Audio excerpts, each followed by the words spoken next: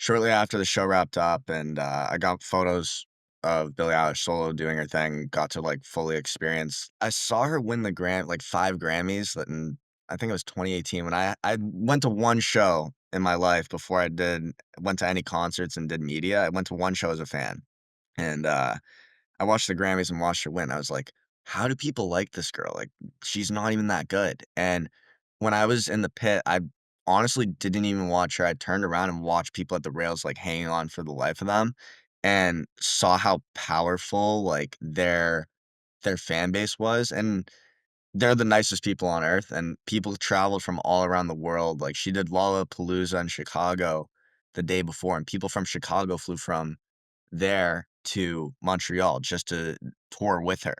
So I could see how she was able to win 5 Grammys and how she has the audience that she has, and she's the same age as me, which is crazy to think about with most of these artists, and, yeah, after the show, we were all just having a conversation backstage, and, um her team was the best people on earth, and it's just when you're there and you're put in that room, you get one shot to network with whoever you can in the shortest amount of time before they leave to go to the next show, and, it's just trying to take advantage of that. So, from there, it kinda spiraled into meeting the production manager, the person who designs the stage, the lead videographer, lead photographer, and managers, assistants, etcetera, and just trying to collect phone numbers and say, like, "Thank you," and thank you is, like, probably the biggest thing. Just saying thank you and, like, saying that you're appreciative, like, um, obviously, like, for Armani to perform with her, thank you for that, but, for having me and allowing me to capture it, like, for Armani and for Billy,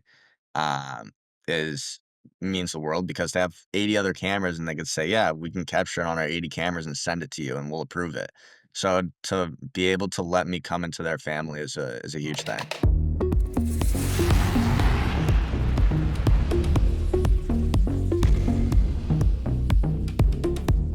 All right, welcome everybody back to the Full Battery Media Podcast. I'm your host, Sean Trace, and I've got an awesome guest with me today. Would you like to tell people who you are and a little bit about what you do?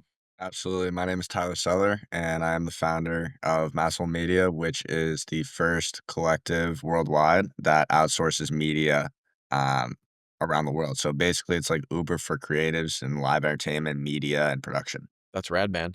How did you get started? First of all, I love the name Masshole Media. I was born in Worcester, Yeah. so Nice. I definitely Boston is my original home, and I grew up outside of Boston, and so love Masshole Media, man.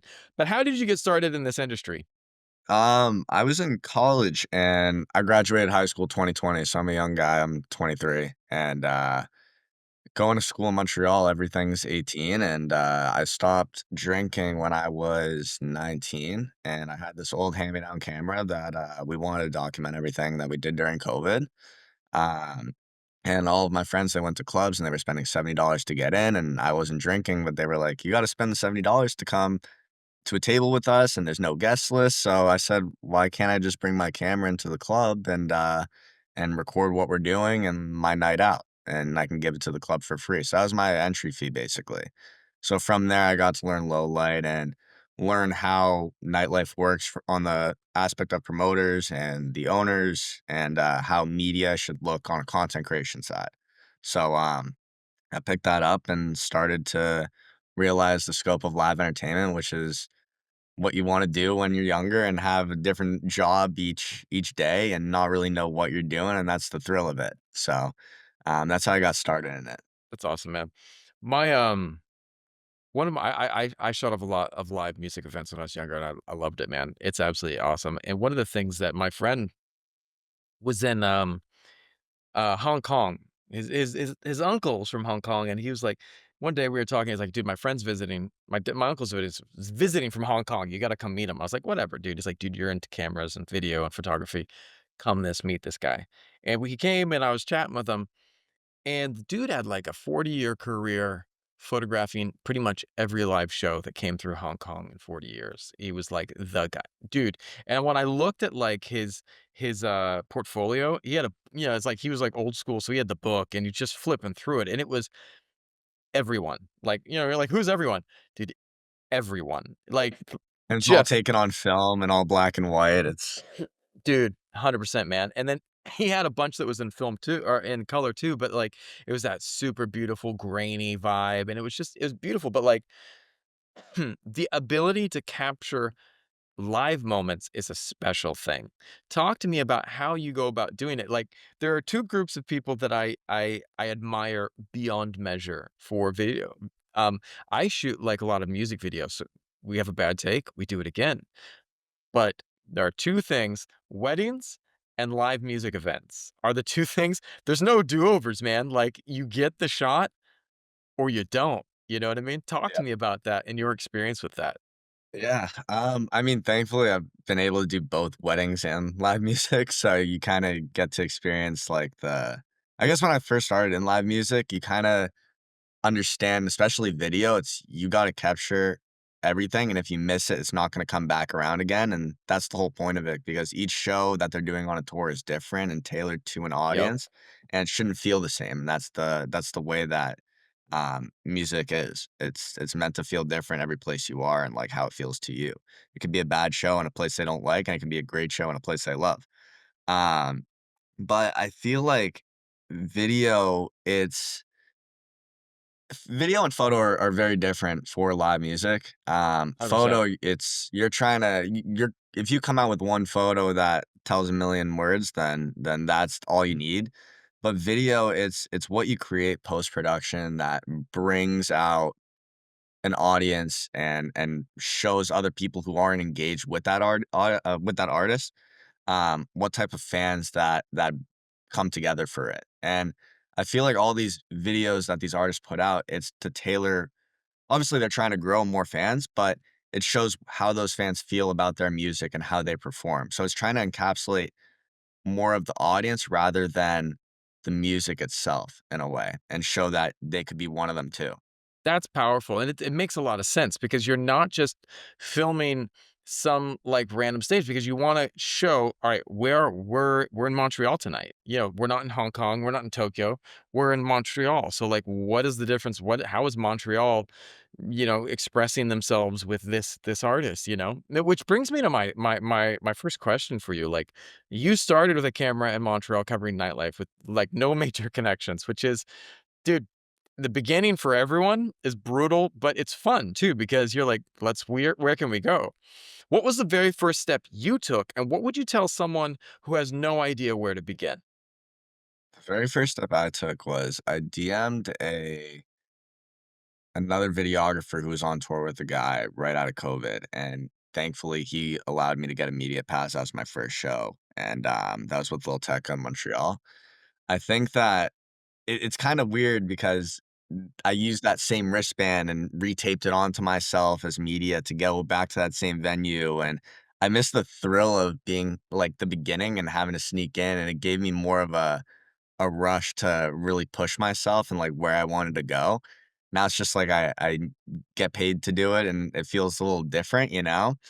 Yep. Um, but I think starting off, it's always so different. I love hearing the stories about it because you either try and become friends with security or you talk to a label or you DM a manager or however it is. But um the first thing that I would do is I asked my friend, I said, Is this stupid if I try to sneak in or how should I go about it?" And from like a logistical standpoint, um, so because they'll tell you if you're right or wrong and they're brutally honest with you.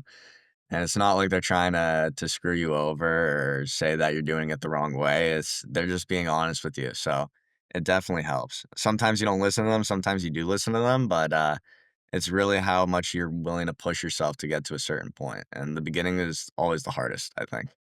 I had a post on LinkedIn that I posted because I post weird stuff on LinkedIn. It's not like your LinkedIn type stuff, man. Like Yeah, I yeah. like posting all about like just the stuff I see in life and how I think about that applies to business and stuff.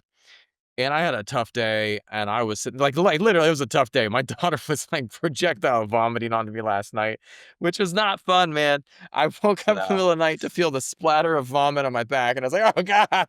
I cleaned her up, and I was like, "Oh, man." And I don't think I have any on me still, but, like, yeah, man, I it was just a couple hours ago, and it was just like, "Please." but there might be, I don't know, it's that long of a That's day. It's that rough of a day. that's the role of being a dad, though. 100%, man. And, like, the crazy thing is, so I was like, I wanted to do something nice. I had some stuff lying around the house that I wanted to give away, and I took, like, I had a rowing machine and an exercise bike that I train at this one Muay Thai gym 3 times a week, and I have this stuff that I had in my house for forever, and I was just like, "Dude, I need to get rid of this stuff." So I took it up the street, donated it to the gym. The gym guys were like, to the professional fighters, and they were like, "Yes, we got a rowing machine." They were so excited. I felt so good, dude. They all came out and carried it then. So I got the stuff dropped off, and I'm driving back home, and I see a dude. Now, there's a special type of motorbike here in Southeast Asia, and it's like it's a motorcycle, but it's also like a tricycle.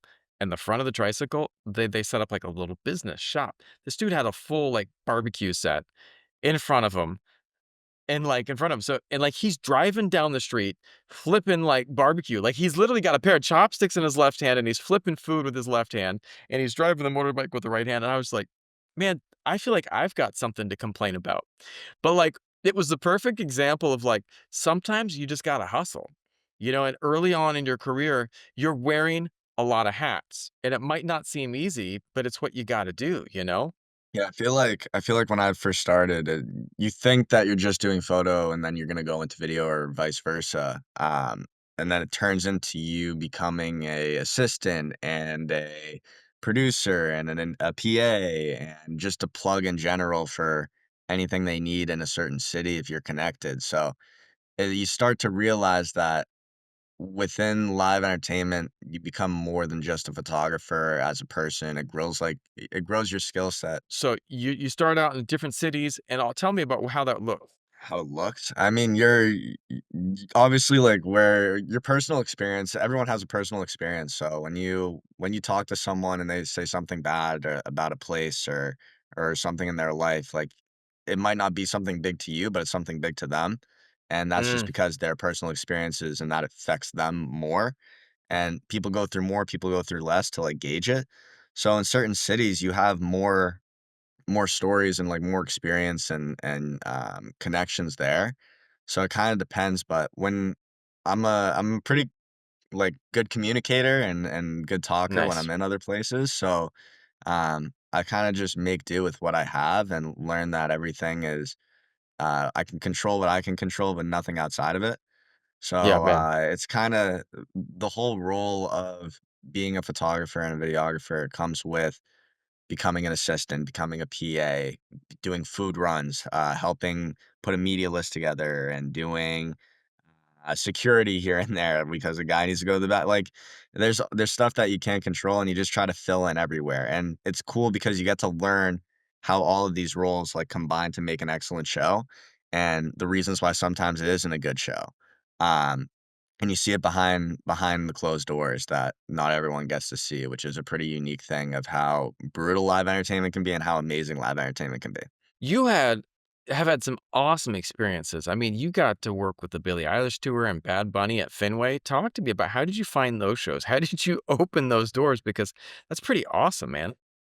Yeah, I the Billie Eilish started in Montreal in 2023. There's a festival up there every summer called Osheaga, and, one of my friends, Armani White, was performing, and he has a song called Billie Eilish that went pretty viral through social media, and, I got a my friend from Toronto came in, he was doing media for it, and, I was just chilling out at home, I wasn't gonna do media for it, I was just gonna go to the show and enjoy it, and, I got a call from another manager, his name's Clay, and he said, "Can you send someone over to film something tonight for this artist?" And I was looking at the lineup and I was like, "He doesn't perform till tomorrow. Why am I going to perform this?" You know? And I saw that Billie Eilish was on the headline, and I was like, "Oh my god! Like, I think something's gonna happen with this."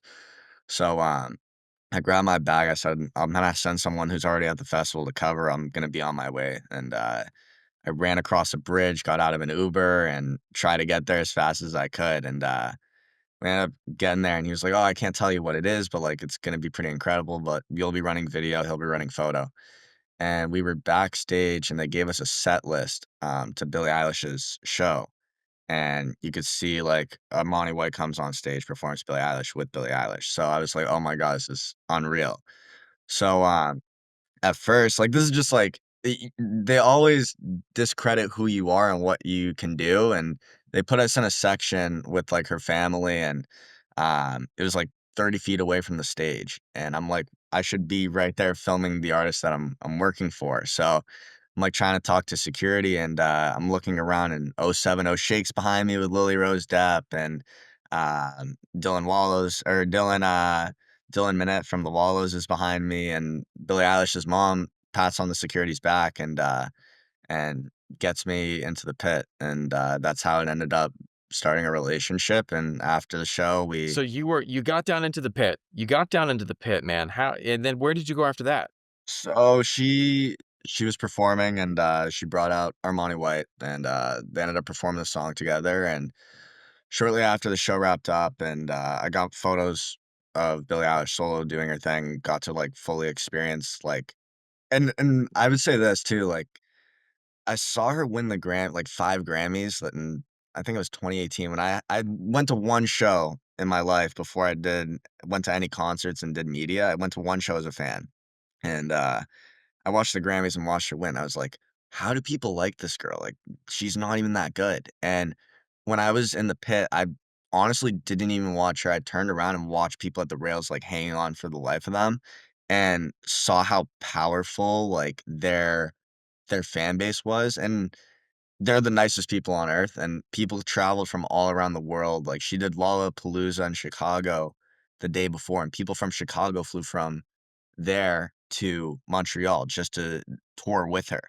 So, That's awesome. I could see how she was able to win 5 Grammys and how she has the audience that she has, and she's the same age as me, which is crazy to think about with most of these artists, and, yeah, after the show, we were all just having a conversation backstage, and, um her team was the best people on earth, and it's just when you're there and you're put in that room, you get one shot to network with whoever you can in the shortest amount of time before they leave to go to the next show, and, it's just trying to take advantage of that. So, from there, it kinda spiraled into meeting the production manager, the person who designs the stage, the lead videographer, lead photographer, and managers, assistants, etcetera, and just trying to collect phone numbers and say, like, "Thank you," and thank you's, like, probably the biggest thing. Just saying thank you and, like, saying that you're appreciative, like, um, obviously, like, for Armani to perform with her, thank you for that, but, for having me and allowing me to capture it, like, for Armani and for Billy, um, is means the world because they have 80 other cameras and they could say, "Yeah, we can capture it on our 80 cameras and send it to you, and we'll approve it." So, to be able to let me come into their family is a huge thing. That's awesome, man. So I wanna ask you this because a lot of creators wait until they feel ready or have better gear. Do you think did you ever feel ready or did you just go and do it? Because, I mean, I know a lot of people wait, "Oh, I wanna wait till I have this, I wanna wait till I have that," or do you just go out and create, man? I mean, I love a good running gun, and I tell all these people that I work with, I'm like, if you have nothing to do that day and you want to do live entertainment, go for a walk at night and go on the street and focus in on a lamp or a light post and learn how f-stop works, learns how ISO works, learn how shutter speed works, and see what happens if you have 30 FPS with a 150 shutter at night, and you're gonna see lines come up and experience why it is the way it is. Um, so I love to just go out and create and become a visionary through that. And you see the world a whole lot different from being behind the camera than in front of the camera. And, like, going on vacation with my girlfriend, it's like we were in Europe, and she's like, "Oh, like, I get the best photos taken of me, like, that's the perks of having a photographer and a videographer as a boyfriend," and I'm like, "Yeah, but it's cool to have photos of you, but the shot, like, what's around you and, like, in the shot is, like, more what I'm looking at, like, apart from you, because it shows how crazy it is to be where we are and, like, bring that to your friends who will see it and everyone who's gonna be looking at that photo or those videos and say, "That's an incredible place to be." So, Right. it's just There trying to capture it. there's an art to capturing time and place. You know, there really is an art because it's like anyone can do. I noticed this on like Airbnb. You ever notice that? Like the worst Airbnb photos are like super zoomed in. And then you get to the Yep. place and it's like you're like, dude, this place sucks because they Yeah. know that you like if you get tight, you can do it, you can make anything look good. But like a wide shot, Right. man, true, it's not easy. It's not easy to do. But um, I want to ask you this because you built a global network of like over 350 creatives, which is wild. When you were just starting out, how did you find out your first collaborations and build trust with people in the industry? Because you were talking about getting numbers. Dude, I do the same thing on LinkedIn.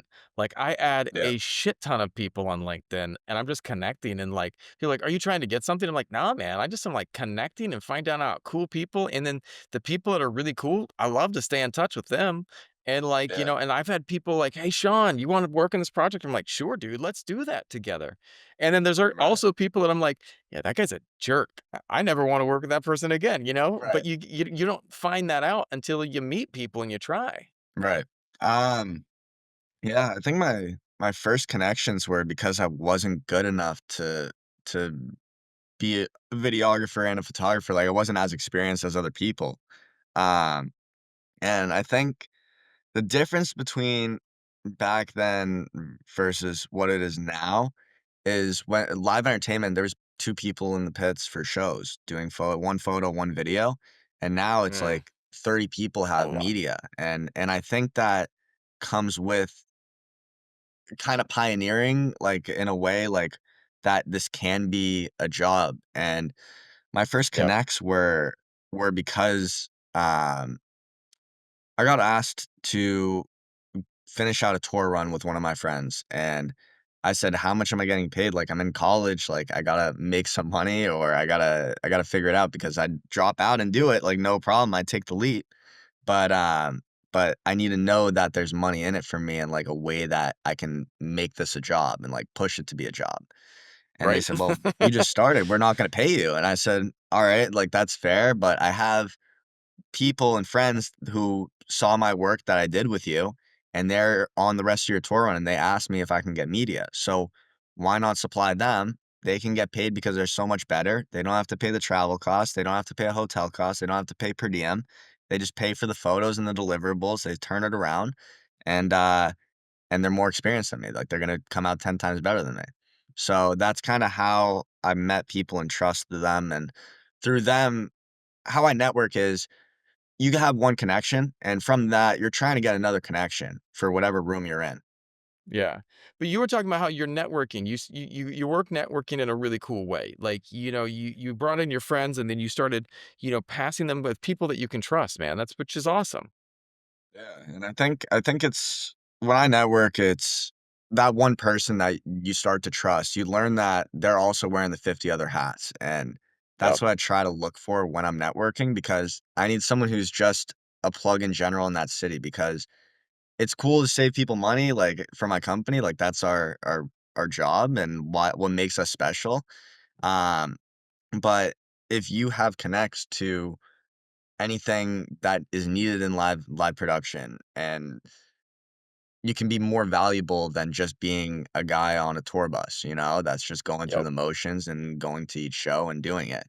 But when you network, this is the most useful thing that I've at least people have told me, like, when I tell them, um, that one person, when you network with them, you need to try and get someone else out of them.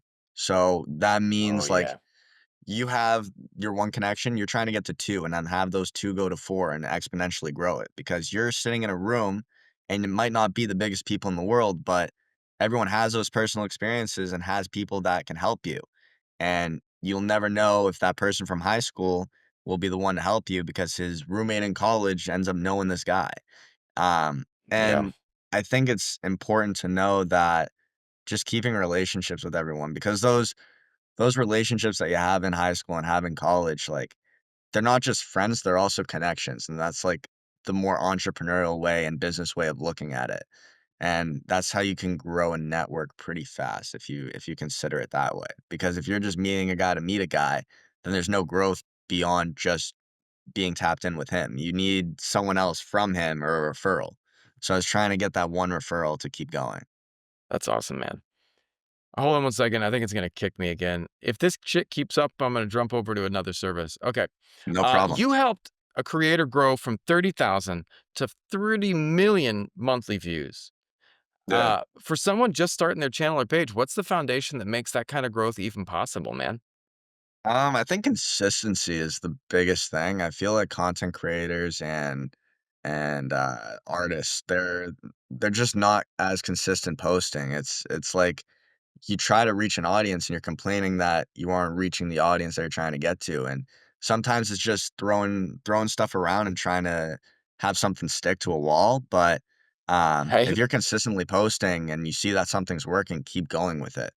But that guy, his name's Kono, he's an interviewer, and, his whole goal is he tries to get people to walk off while having an interesting conversation and kinda, like, going after their flaws and, like, what makes them so unique or what they got big for and just kinda, like, jokingly bash them a little bit. So, it's Nice. trying to clip up a podcast and an interview to make it kinda interesting and funny for a viewer that's totally relatable. So, um, yeah, the consistency was key, and those trial reels on Instagram, I've been learning are pretty incredible because I feel like everyone freaks out over the algorithm that's not going out to Yeah, right. people who don't follow them, and those trial reels on Instagram, it only goes to people who don't follow you. So if you're making Mhm. good content and you're using those, then it should be doing pretty well, and you're gaining 100% new following and new traction, and you're creating a new tr like, a new stream of viewership, like, that has never been touched before. One of the things too is I think that there was a guy who came on recently to the podcast and he was talking about how people can connect to different areas. And one of his company like dubs everyone's like your content. And he works with huge Yeah, YouTubers. And so they're like doing all these AI dubbing that matches that actually uses your voice and just like morphs it into another language, which is wild that's to me. unreal. It's unreal, dude. It's, like, wild, this stuff they're doing, man. But what's crazy is he's like, when people start doing that, they tap into these other, like, networks that they had no idea existed. Like, he's like, one guy did it, and he was like suddenly he was at, like, 4,000,000 views, but then he got, like, 25 more million from, like Right. from India, and he's like, they just didn't know that they were gonna get that. But Yeah. it's wild because you gotta start looking at different angles. Like, if you do the same thing again and again and again and I love that you talk about the power of networking of, like, so you work here, you send me a person, you bring one person in, like, each person brings a person. That's Right. huge social, um, like, social currency, man, like, because and it's like and it's not transactional. You're also going, "Right, I'm giving you people as well." I had And one it guy shouldn't that's those relationships should never feel transactional. It's at the end of Right. the day, like, this stuff is you're working with your friends. Why does Yep. everything need to be about money and swapping power? I think that 100%. yeah, I had s it is, though. I had some people that were, like, talking to me about this podcast. They're like, "So you're talking to other production teams. Do you feel like they're gonna" like, "Dude, yeah, because they're awesome people. Like, right, why not? Like, why not? Like, dude, I'm not based in Massachusetts. I don't know anything about Quebec, Montreal, like, but you do. So maybe one of my friends that's watching this that's based out there who's like, dude, Tyler's rad. I want to work with Tyler. And I'd be like, he calls me up. He's like, what do you think about Tyler? I'd be like, dude, he's fucking kick ass, man. Call the kid yeah. up, call the guy up, because at the end of the day, we're only as good as the community that we build, and the people that we pull along with us.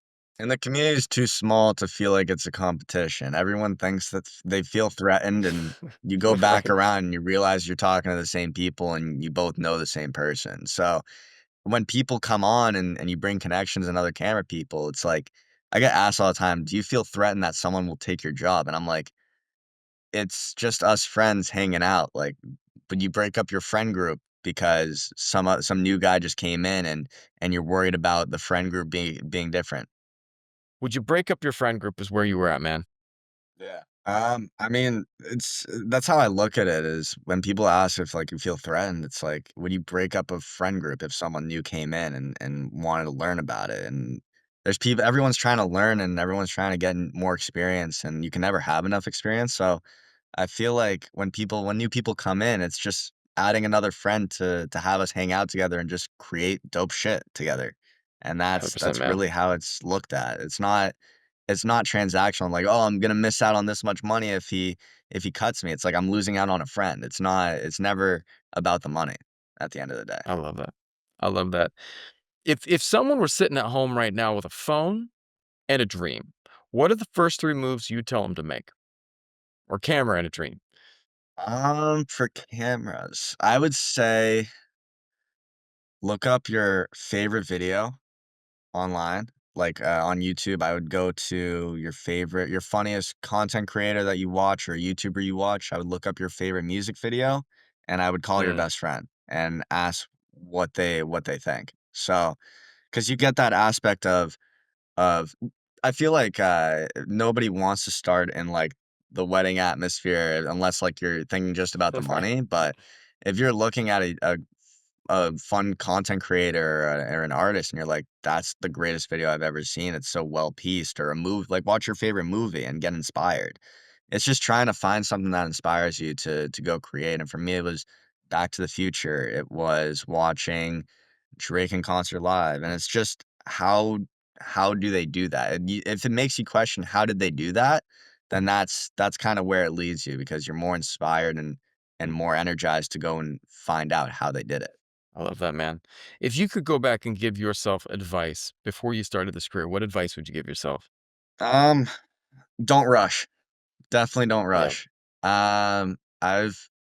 I ran around a lot to try and get everything done and be a people pleaser because I felt like I had to maintain relationships, and it's just what comes with the work, and if you get booked a lot or you're running around and doing 50 things a day, then you're just doing 50 things a day, but don't be afraid to say no to people, and even if you're just starting off, like if you're busy or you're doing something that is very, very important to you and where you're trying to go, then those people won't leave. If they want to work with you, they're always going to be around. They're not just going to go find someone and say, "Oh, I'd rather just get it done today and go do this." If they hit you up to work with you, then that's how it will stay.